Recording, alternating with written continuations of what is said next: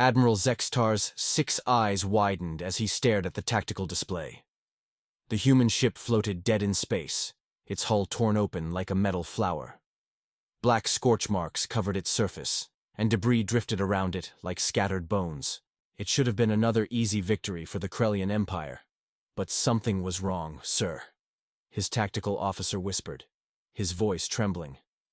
The human vessel, it's still broadcasting. Impossible, Zextar growled. Our plasma cannons tore through their shields like paper. No one could survive that barrage. The bridge fell silent except for the soft hum of machinery. Through the view screen, the wrecked human ship looked like a corpse floating in the void. Its name was barely visible on the twisted hull. The Defiant. Then, the transmission came through. A human face appeared on the main screen. The being was young, with short brown hair and eyes that seemed to burn with inner fire. Blood trickled down his forehead, but he was smiling. Actually smiling. "This is Captain Marcus Chen of the Earth Defense Force," the human said, his voice steady despite the sparks flying behind him. "You wanted to know what humans are made of? Well, congratulations, you're about to find out." Zextar felt a chill run down his spine. In 300 years of conquest, he had never seen a defeated enemy smile like that. It was the grin of someone who knew a secret.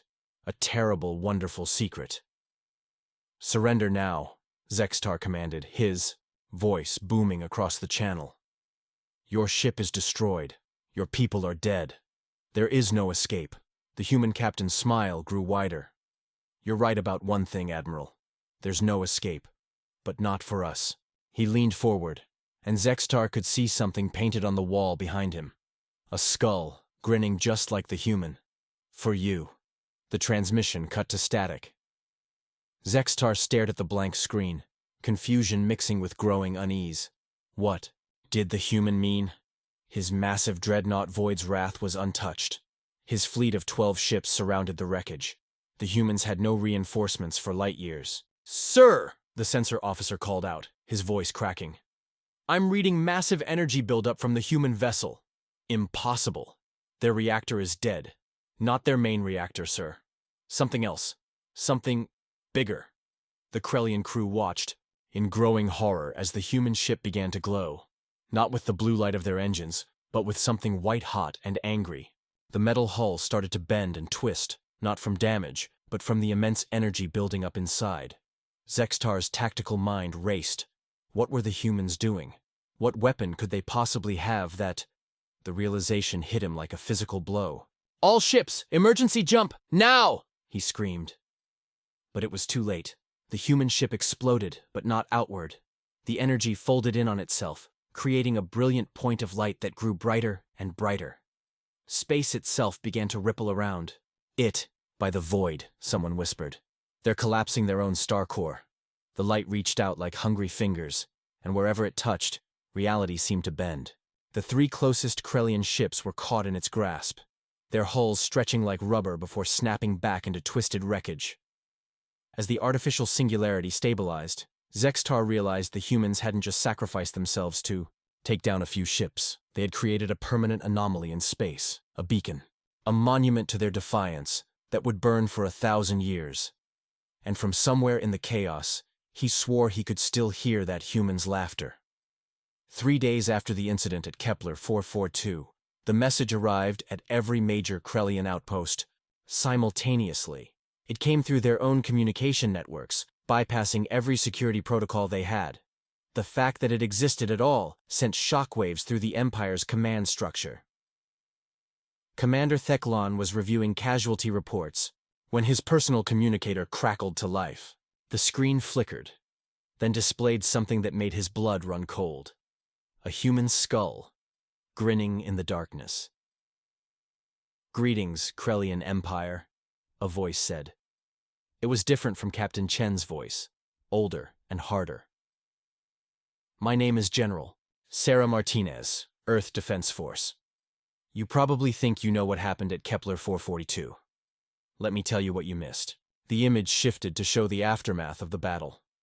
The artificial singularity pulsed like a heartbeat, bending light around its edges. Debris from both human and Krellian ships drifted in its gravity well. Captain Chen and his crew of 37 didn't die in vain, Martinez continued. They bought us something precious, time. And more importantly, they sent us data. Complete scans of your ships, your weapons, your tactics, everything. Thecalon's 4 hands trembled as he reached for his emergency communicator. This was impossible. The humans were a primitive species from the edge of civilized space. They had no faster-than-light communication, no quantum networks. How were they broadcasting across the entire empire? You see, the human general continued, we've been studying you for longer than you think. Every time you destroyed one of our colonies, every time you killed our people, we learned, we adapted, we prepared. The image changed again, showing what looked like a massive industrial complex floating in space. But it wasn't built from metal and composites like normal space stations. It was carved from solid rock. An entire asteroid, hollowed out and converted into a fortress. Welcome to Luna Base, Martinez said with pride. Our moon, our home, our weapon. Thecalon felt his stomach drop. The humans had militarized their entire moon? The engineering required for such a project would take centuries, even for an advanced species. Every human you killed had a family, Martinez continued, her voice growing colder. Every world you burned had children. Every colony you destroyed had dreams. We remember them all. And now it's time for you to meet them. The camera pulled back to show the general herself. She was older than Captain Chen, with gray hair and scars across her face. But her eyes held the same burning intensity, the same terrible certainty. You wanted to test humanity's resolve? Congratulations. You've awakened something that should have stayed sleeping. We are no longer the scattered colonies you've been picking off one by one. We are united. We are angry. And we are coming. Behind her, Thecalon could see movement. Thousands of humans in military uniforms, all wearing the same symbol, a grinning skull. They weren't panicking or afraid. They looked eager, hungry for battle. To Admiral Zextar and the crew of Void's Wrath, Martinez said, looking directly into the camera. Thank you for the demonstration. Your plasma weapons are impressive. Our engineers are very excited to improve upon the design. The transmission showed one final image, the wreckage of a Krellian ship being pulled into a human shipyard. Swarms of worker drones surrounded it, taking it apart piece by piece. This message will repeat every hour until you respond, Martinez concluded. We suggest you do so quickly. Our patients died with our children. The Grinning Skull Brigade is coming, and hell follows with us. The screen went black, leaving Thecalon alone in his quarters, staring at his own reflection in the dark display. For the first time in his military career, he felt something he had never experienced before. Fear. Admiral Zextar paced the bridge of Void's Wrath, his boots clicking against the metal deck plates. 2 weeks had passed since the incident at Kepler 442, and the strange human messages continued to broadcast across the Empire. But worse than the messages were the reports flooding in from the outer systems. Human ships had been spotted. Not the crude, boxy vessels they had fought before, but sleek predators that moved through space like hunting sharks. They struck fast, hit hard, and vanished before reinforcements could arrive. Sir, Communications Officer Veltar announced, his voice tight with worry. We're receiving a distress call from Outpost Gamma 7.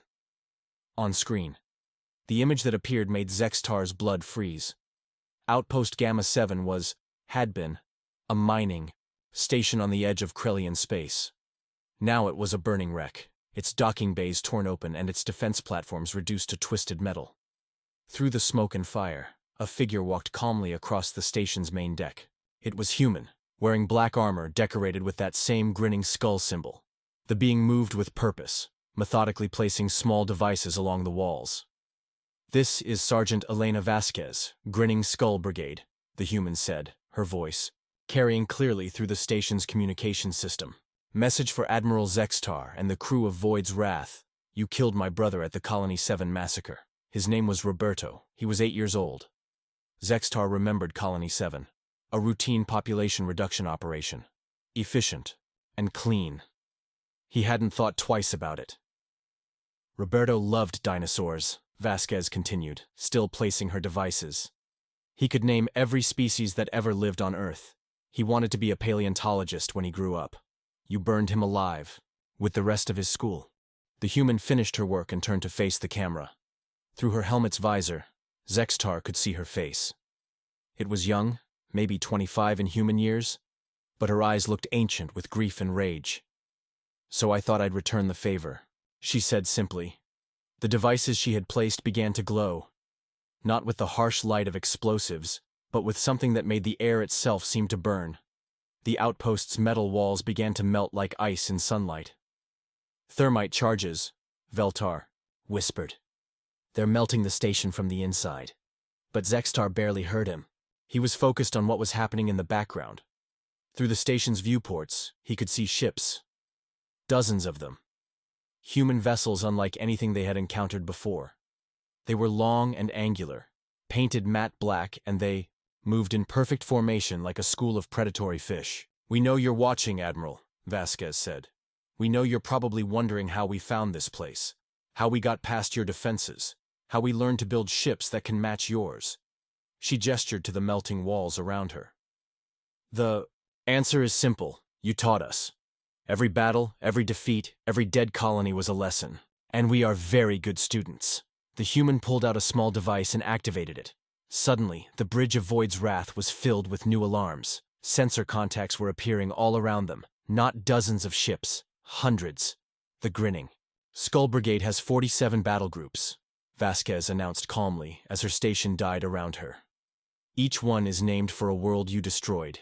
Each one carries the memories of everyone you killed. We've spent 5 years building this fleet. Admiral, 5 years learning to hurt you the way you hurt us." The human walked toward an escape pod, her movements unhurried despite the inferno spreading through the station. "Colony 7 battle group is closest to your position. They'll be with you in about 6 hours. I suggest you use that time wisely." She paused at the pod's entrance and looked back at the camera one last time. "Oh, and Admiral, Roberto's favorite dinosaur was the Tyrannosaurus Rex. I thought you should know that before you meet one." The transmission cut off just as the human escape pod launched. Zextar watched it streak away into the darkness, carrying its deadly passenger to safety. Around him, his bridge crew worked frantically at their stations, trying to calculate the position and strength of the approaching human fleet. But Zextar wasn't thinking about tactics or strategy. He was thinking about an 8-year-old human child who loved dinosaurs, and the sister who had spent 5 years learning how to kill in his memory. For the first time in his career, Admiral, Zextar began to understand that he might have made a terrible mistake. The human fleet emerged from hyperspace like ghosts, materializing from nightmares. 43 ships in perfect battle formation, their black hulls nearly invisible against the void. At their head flew a massive dreadnought that dwarfed even Void's wrath. Along its hull, in letters that seemed to burn against the darkness, was painted T-Rex. Admiral Zextar stared at the tactical display in disbelief. The human ships were not only larger than intelligence had suggested, they were completely different. Where Krellian vessels were built for efficiency and intimidation, these ships looked organic, predatory, like they had been grown rather than built. "Sir," Tactical Officer Rendall called out, his voice strained, "their energy signatures don't match anything in our database. I'm reading power levels that should be impossible for ships of their size." "Impossible," Zextar muttered. "They're barely space-worthy primitives. How could they—" His words were cut off as a communication request came through. Against his better judgment, he accepted it. The screen filled with the image of a human bridge. It was nothing like the cramped, chaotic command centers of the ships they had fought before. This was spacious and elegant, with soft lighting and what looked like actual plants growing along the walls. At its center sat a human female with short silver hair and eyes the color of deep space. "Admiral Zextar," she said, her voice carrying a slight accent that made her words seem musical. "I am Captain Luna Rodriguez, commanding the Earthship. T-Rex, I believe you knew my nephew Roberto." Zextar felt his 4 hearts skip a beat. This was the child's family. The human looked so normal, so civilized. Nothing like the savage warriors his intelligence reports had described. "We've come to discuss terms," Captain Rodriguez continued calmly. "Terms?" Zextar laughed, though it sounded forced even to his own ears. "You're outnumbered 12 to 1. My ships are battle-tested veterans of 100 campaigns. Your vessels are untried. What terms could you possibly offer? Rodriguez smiled, and suddenly, Zextar understood why the Grinning Skull Brigade had chosen their symbol. It wasn't just defiance. It was the smile of death itself. Surrender, she said simply. Withdraw from all human territories. Stand down your fleets. Submit to war crimes tribunals for the massacres you've committed, and maybe, we'll let you live. The Krellian bridge erupted in harsh laughter from his crew. The audacity of these humans was almost admirable. Zextar was about to respond with his own threats when Rodriguez held up a hand. Before you answer, she said, let me show you something. The view screen split to show two images. On the left was a tactical display of the current battle space. 12 Krellian ships in defensive formation. 43 human vessels spread out in what looked like a standard attack pattern. On the right was a different view entirely. It showed the same space, but from a perspective that made Zextar's blood turn to ice. Hidden among the asteroids, cloaked behind debris fields, concealed in the shadows of dead moons, were more ships. Hundreds more. Human vessels of every size and configuration, all powered down and invisible to Krellian sensors. You see, Admiral, Rodriguez said conversationally, we've had 5 years to prepare for this moment. 5 years to study your tactics, your technology, your psychology. We know exactly how you think, how you fight, how you die. She leaned forward in her command chair, and for the first time, Zextar could see the steel beneath her civilized exterior. Roberto was going to be a scientist. He was going to study the past, learn from it, help us understand how life evolved and grew. Instead, you taught him about extinction. The hidden ships began to power up, their energy signatures blooming across the tactical display like deadly flowers. Zextar realized with growing horror that his fleet wasn't surrounded. They were trapped at the center of a 3-dimensional web of death. So we learned, Rodriguez continued. We studied. We evolved. We grew. And now, Admiral, you're going to learn what extinction feels like. She paused, and when she spoke again, her voice carried the weight of every human world that had burned. This is Colony 7 Battle Group to all Grinning Skull units. Remember Roberto. Remember them all. The response came from hundreds of ships. At once, a chorus of human voices that seemed to shake space itself. We remember. We remember. We remember. Rodriguez looked directly at Zextar one last time. Your answer, Admiral? Zextar stared at the tactical display, at the impossible number of ships that had somehow appeared from nowhere, at the calm face of the human who held his fleet's death in her hands. For a moment, he thought about Roberto, about an 8-year-old child who had loved dinosaurs and died screaming in fire. Maybe they deserved this. He began, his voice cracking. We surrender. But Rodriguez was already shaking her head. Too late, Admiral. You had your chance 5 years ago. You chose to teach us about extinction instead. She leaned back in her chair and smiled that terrible final smile. Class is now in session. The battle lasted exactly 7 minutes and 34 seconds. Zextar had expected the humans to attack in waves, to use their numerical advantage in traditional fashion. Instead, they did something unprecedented in the history of galactic warfare. They hunted. The human ships moved like living things, flowing through space in patterns that seemed almost organic. They didn't charge forward in formation or bombard from a distance. They stalked their prey with the patience of apex predators, cutting off escape routes and isolating targets. Void's wrath shuddered as another salvo of human weapons struck its shields, but these weren't the crude projectile weapons or simple energy beams the Krellians had encountered before. These were something entirely new. Sir, Rendell called out, his voice tight with panic. Their weapons they're adapting. Each shot is different from the last. It's like they're learning our shield frequencies in real time. Zextar watched in fascination and horror as the tactical display showed the impossible. The human weapons weren't just attacking. His ships, they were evolving with each strike. Plasma bolts shifted frequency to match shield harmonics. Kinetic projectiles adjusted their composition to exploit hull weaknesses. Energy beams modified their wavelengths to maximize damage. How? He whispered. How are they doing this? The answer came from Captain Rodriguez herself. Her face appeared on every screen throughout the Krellian fleet, her calm expression unchanged despite the chaos of battle around her. "You're wondering about our weapons," she said, as if reading his thoughts. "5 years ago, your intelligence was correct. We were primitive, crude, limited to ballistic weapons and basic energy projection. But you made one critical error in your assessment." A human ship swept past Void's Wrath's view screen, its hull rippling with what looked like living metal. As Zextar watched, the ship's weapons ports actually reshaped themselves, adapting to target different sections of a Krellian destroyer. "You assumed we would remain static," Rodriguez continued. "You thought we would fight the same way, with the same tools as the colonies you burned. But humanity's greatest strength was never our weapons or our ships. It was our ability to change." The tactical display showed the horrifying truth. The human fleet wasn't just winning. They were improving with every second of combat. Ships that had been damaged were regenerating their hulls. Weapons that had proven ineffective were being replaced by new configurations. The entire fleet was learning and adapting in real time. "Biological integration," Rodriguez explained, her voice carrying across the fleet channels. "We didn't just build new ships, Admiral. We grew them.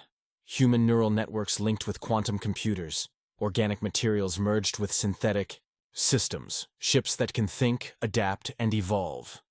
Zextar felt the deck lurch beneath his feet as another weapon found its mark. Around him, his crew worked desperately to keep the ship operational. But it was a losing battle. The humans weren't just out fighting them. They were out evolving them. "Impossible," he breathed. The integration process alone would take centuries to develop. The technology required would require desperate, angry people with nothing left to lose, Rodriguez finished.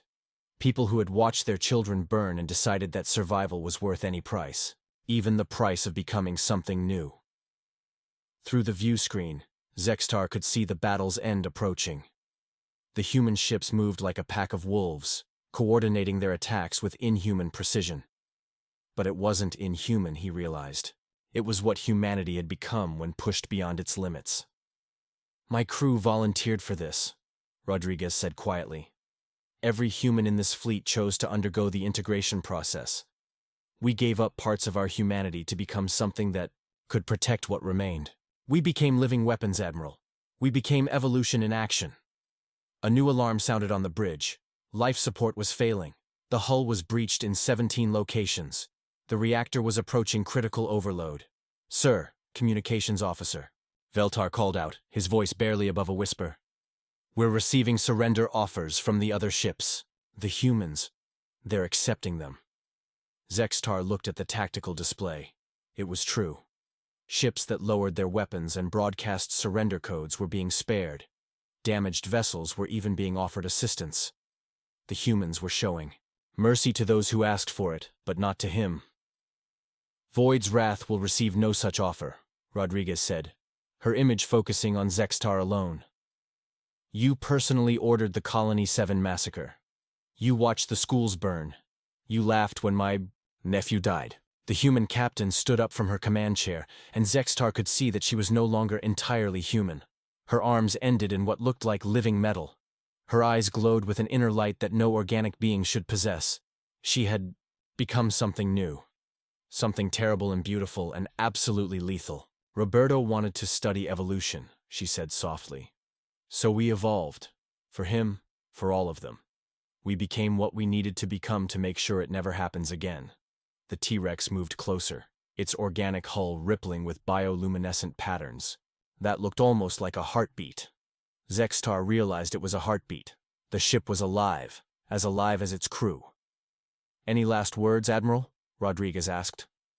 Zextar looked around his dying bridge, at his crew scrambling to abandon ship, at the tactical display showing the complete destruction of his fleet. He thought about Roberto, about the child who had died 5 years ago and somehow won a war from beyond the grave. "We underestimated you," he said simply. Rodriguez nodded. "Yes, you did. And now you'll never make that mistake again." The T-Rex fired once. Void's Wrath became light and memory.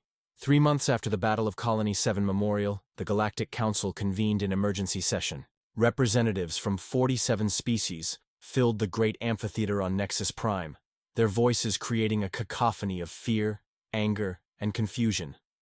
At the center of it all sat Ambassador Chen Wei, Captain Marcus Chen's father. He looked nothing like the typical image of a human warrior, elderly, with gentle eyes behind wire-rimmed glasses and hands that had spent more time holding books than weapons. He wore a simple blue uniform with only one decoration, a small pin bearing the image of a grinning skull. "The chair recognizes the human delegate," announced High Counselor Thexmar, her crystalline voice cutting through the chaos. Ambassador Chen stood slowly, his age showing in every movement. When he spoke, his voice was quiet, forcing the great chamber to fall silent to hear him. "Honored delegates," he began, "I come before you today not as a conqueror or a threat, but as a father. 3 months ago, my son gave his life to send a message to the Krellian Empire. Today, I'm here to send a message to all of you." Murmurs rippled through the assembly. Several delegates shifted uncomfortably in their seats. "The message is simple," Chen continued. "Humanity asks for nothing more than what every species in this council takes for granted. The right to exist, the right to raise our children in peace, the right to build our homes without fear of waking up to orbital bombardment." Counselor Vexhai of the hegemony rose to his feet, his multiple arms gesturing aggressively. "You speak of peace while your fleets patrol our borders. Your weapons have destroyed entire battle groups. How can we trust beings who have become living weapons?" Ambassador Chen turned to face the hegemony delegate directly. "Counselor Vexhai, how many human colonies has the hegemony destroyed?" "That's not 0, Chen answered his own question. "How many human children have hegemony forces killed?" The alien delegate's silence spoke volumes. "The Grinning Skull Brigade exists for one purpose," Chen continued, his voice growing stronger. "To ensure that never again will human children die simply because someone considers us inconvenient. We didn't choose to become what we are. You made us this way." The holographic display in the center of the chamber activated, showing images from across human space. Not the biological warships that had terrified the galaxy, but something else entirely. Cities rising from the ashes of bombed colonies, schools being rebuilt, children playing in gardens that grew from scorched earth. "This is what we're fighting for," Chen said softly. "Not conquest, not empire. Just the chance to let our children dream of becoming paleontologists instead of soldiers." The image shifted to show the memorial at Kepler 442. The artificial singularity still burned there, but now it was surrounded by a garden habitat. Thousands of crystal markers bore the names of the dead, and among them, families came to remember. "Roberto. Chen Vasquez was 8 years old," the ambassador said, his voice thick with emotion. "He loved dinosaurs. He wanted to be a scientist. Instead, he became a symbol, a reason for his people to evolution into something that could protect other children like him." Representative Koltar of the Trade Federation leaned forward. "Ambassador, the biological integration your people have undergone, it's irreversible, isn't it? Your soldiers can never return to being fully human." Chen nodded sadly. "No, they cannot. My daughter Luna sacrificed her humanity so that her nephew could have died for something meaningful. Every crew member in the Grinning Skull Brigade made the same choice. They became living weapons so that their children wouldn't have to." The chamber fell completely silent. Even the soft humming of the life support systems seemed muted. "So, I ask you," Chen continued, "what would you have done? If someone came to your world and murdered your children, what wouldn't you become to stop them? What price wouldn't you pay to make sure it never happened again?" The counselor from the Stellar Republic, whose own homeworld had once been invaded, slowly stood up. "The Republic recognizes the right of humanity to exist and defend itself." One by one, other delegates rose to their feet. Not all of them, but enough. The message was clear. "Thank you," Ambassador Chen said simply. "But understand this. The Grinning Skull Brigade will continue to patrol the borders of human space, not as conquerors, but as guardians. We've proven we can evolve to meet any threat. We hope we never have to prove it again." He paused at the chamber's exit and looked back at the assembled delegates one last time. Roberto wanted to study evolution, he said. Instead, he became evolution. He became the change that saved his people. I just hope the price we paid to save them will prevent others from having to pay the same price to save theirs. The great doors closed behind him, leaving the council to contemplate a new reality. Humanity had evolved beyond their understanding, beyond their ability to predict or control. The question now was whether the galaxy could evolve too. 5 years later, Dr. Sarah Martinez, formerly General Sarah Martinez, stood in the observation deck of Luna Base, watching Earth turn slowly below. The scars from the Krellian bombardments were healing. New cities dotted the continents, their lights twinkling like stars against the planet's surface. Behind her, the door chimed softly. She turned to see Captain Luna Rodriguez enter, moving with the fluid grace that marked all members of the Grinning Skull Brigade. The biological integration had changed her, but not in the way most people expected. She looked younger somehow, more alive, as if the merger with her ship had given her something beyond mere enhancement. The memorial service is about to begin, Luna said softly. Thought you might want to attend. Sarah nodded and followed her daughter-in-law through the corridors of Luna Base. The station had grown over the years, evolving from a purely military installation into something that resembled a small city. Gardens grew in the zero-gravity sections. Children played in the parks. The Grinning Skull Brigade had built more than just weapons. They had built a future. The memorial chamber was located at the station's heart, a vast spherical space with a holographic display at its center. Hundreds of people floated in zero gravity around the display, their faces illuminated by the soft blue light of the memorial. At the center of the display was Roberto's image, not as he had died, but as he had lived, a bright-eyed 8-year-old boy with a toy dinosaur in his hands and a huge grin on his face. Around his image orbited thousands of others, every human who had died in the Krellian Wars. Captain Elena Vasquez floated near the display, her black armor reflecting the memorial light. Like all the brigade members, she was no longer entirely human. But the changes had given her something precious: the ability to carry the memories of the dead without being crushed by their weight. 5 years ago, Elena began, her voice carrying clearly through the chamber. My little brother died because someone decided humanity wasn't worth protecting. Today, we remember not just him, but all of them. And we remember what they taught us. The display shifted, showing images from across human space, colonies that had been rebuilt, worlds that had been resettled, children who had been born free from the fear that had haunted their parents. They taught us that survival isn't enough, Elena continued. They taught us that some things are worth becoming monsters to protect. And they taught us that evolution isn't just about becoming stronger. It's about becoming what you need to be. Sarah felt tears on her cheeks as she watched the memorial. The brigade had paid a terrible price for humanity's freedom. They had given up their humanity to save it. But looking around the chamber, at the faces of the children who would never know the fear she had grown up with, she knew it had been worth it. The Grinning Skull Brigade stands ready, Elena concluded. Not because we want to fight, but because we want to protect the right of our children to never have to fight at all. We evolved so they wouldn't have to. The memorial ended with a moment of silence that seemed to stretch across the entire solar system.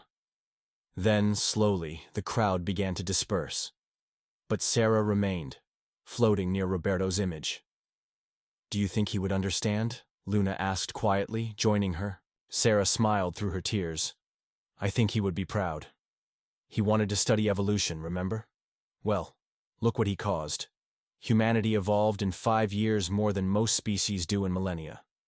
We became something new. Something that can protect what matters most. Through the chamber's viewports, they could see the patrol ships of the Grinning Skull Brigade beginning their eternal watch.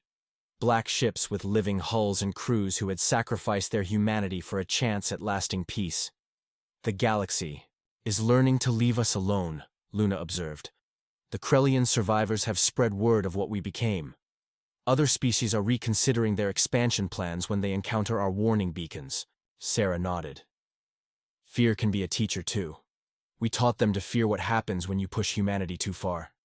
Maybe that will be enough.